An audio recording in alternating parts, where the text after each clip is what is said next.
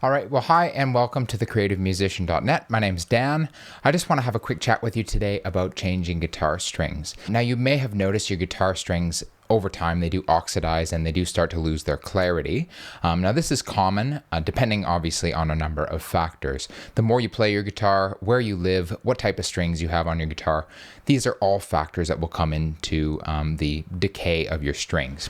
Now, if you don't know what type of strings are on your guitar, bring your guitar into a music shop. If you've got heavier gauged strings on your guitar and you're finding it difficult to play, you might be best to ask for a lighter gauge, or alternatively, you might want to move up to a heavier gauge. But again, if you're comfortable with where your guitar is at, there's no harm in just leaving things the way they are and requesting a similar brand or similar string. I love Elixir strings, especially because I live near the ocean.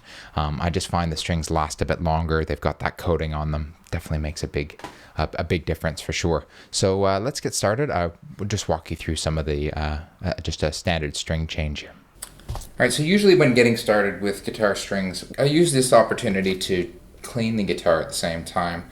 Now, depending on what type of guitar you have, some guitars, for example, if you have a floating bridge here, you may not want to change all of the strings at the same time. Now, check with the guitar manufacturer on the specs of your guitar just to make sure that your particular instrument, it's safe to change all of the strings at the same time, and it's advised.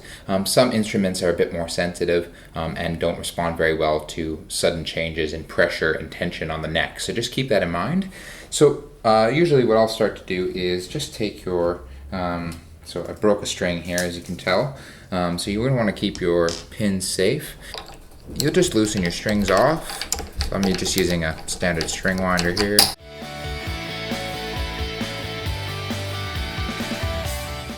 All right, now we'll go ahead and remove the bridge pins. At this point, your strings will come out. Now, changing on an electric is going to be a little bit different as well. So then you can just go ahead and take your strings off. Now, if the strings are in decent shape, it might be nice to keep them or keep a couple of them as a spare. If you bust a string, just something to put on your guitar so you can keep playing. I usually take the opportunity when I've got the strings off just to tighten the tuners, the tuning heads. You might also just want to check the screws. So now that I've got the strings off, I usually just use a Dunlop 65 cleaner just to clean things up a little bit here. Now, you don't want to spray this directly onto the instrument. Again, depending on the finish of your guitar, just take a look. You might just want to do some research into what you can actually apply onto your instrument without damaging the finish, so just be careful with that. This is just an all-purpose kind of cleaner. Put it on the cloth, don't put it on your guitar itself, and just give it a bit of a clean while you've got no strings on it.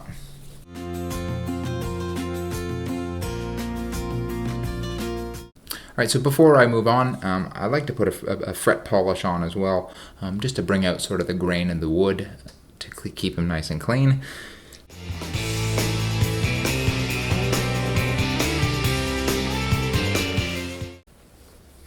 Let that sit a few minutes here, and then we'll just wipe off any excess.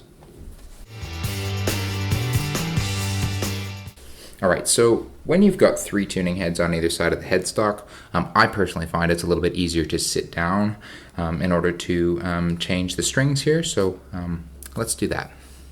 So with the guitar on my lap as if I was playing, I would start with the heaviest string working my way back. So I've got a set of 10 to 47s here, really light strings, that's what I prefer. So what I'll do is I'll just flip the set over, start with the 47, open it up, unwind it. So I'm starting with the heaviest gauge at the top, lightest gauge down to the bottom, as I'm sure you know.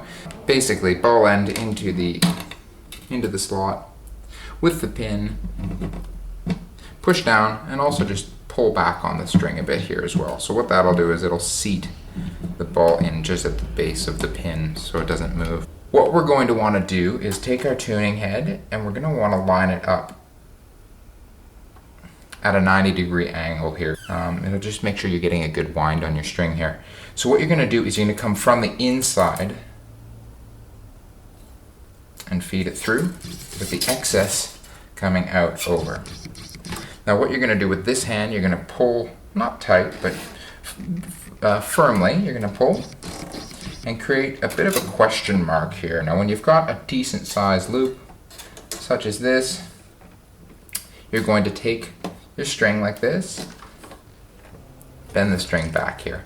Now coming underneath the string here, we're going to pull, and then what we'll do is once we've got it nice and tight, we're going to flip it over top,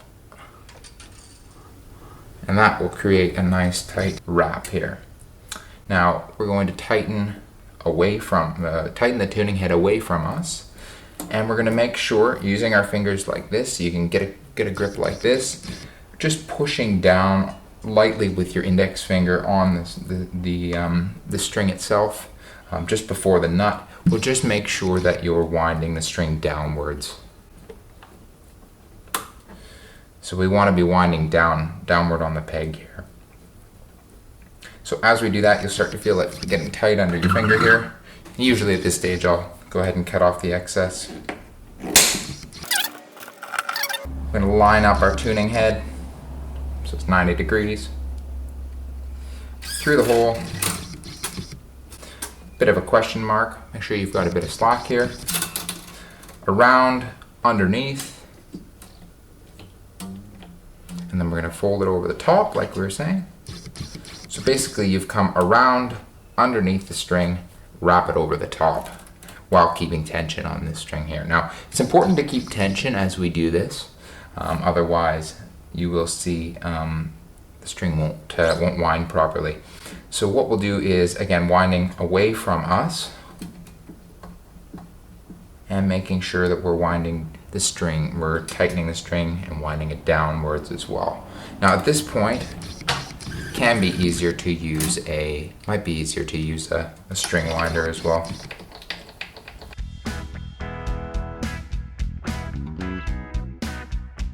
It's easiest to work your way from the outside of the fretboard inwards.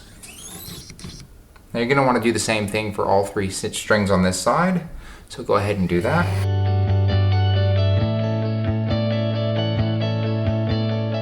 Alright, so now I've got these three strings on the guitar. So what I'm going to do now is I'm going to flip the guitar the other way. It's going to make life a little bit easier when trying to put my last three strings on. Now we're going to start with the 10 here. So we're going to start with the lightest gauge at this point, work our way back in as well. So let's do that now. Alright, so continuing on, we've gone ahead and flipped the guitar around. Now when you're wrapping these three strings here, it's important to leave a little bit more tension, just to have a little bit more of a wrap around the post. The reason being is the E string, B string, and your G string, just being a smaller gauge, they tend to be a little bit more susceptible to slipping. So just keep that in mind. Just leave a little bit more slack when you're winding your string. Don't crease the string when you're handling it. You can hold it quite firmly, but definitely be sure not to make any bends in the string. So you're going to wrap around the opposite way, underneath, and flip it.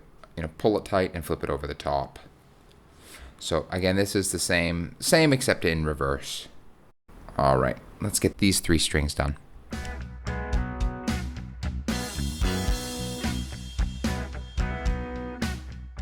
So at this point, we've got all the strings on the guitar. You might just want to give the bridge pins a bit of a push. This just seats them in, make sure they don't slip out here.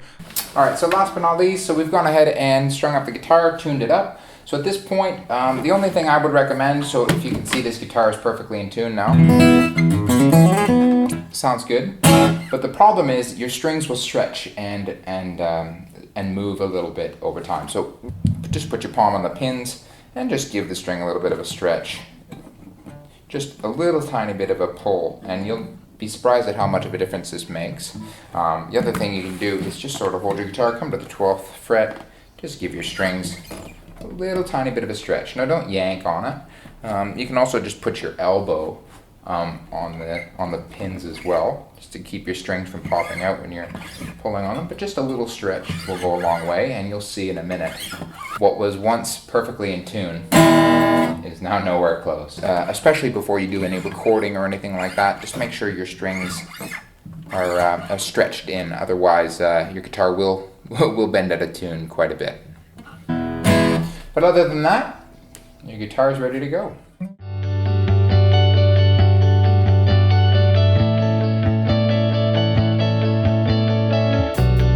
Well, thanks for watching today. I hope you found this video helpful. If you have any tips or tricks of your own for changing strings, feel free to pop them in the comments below. I'm Dan for thecreativemusician.net. Thanks for watching.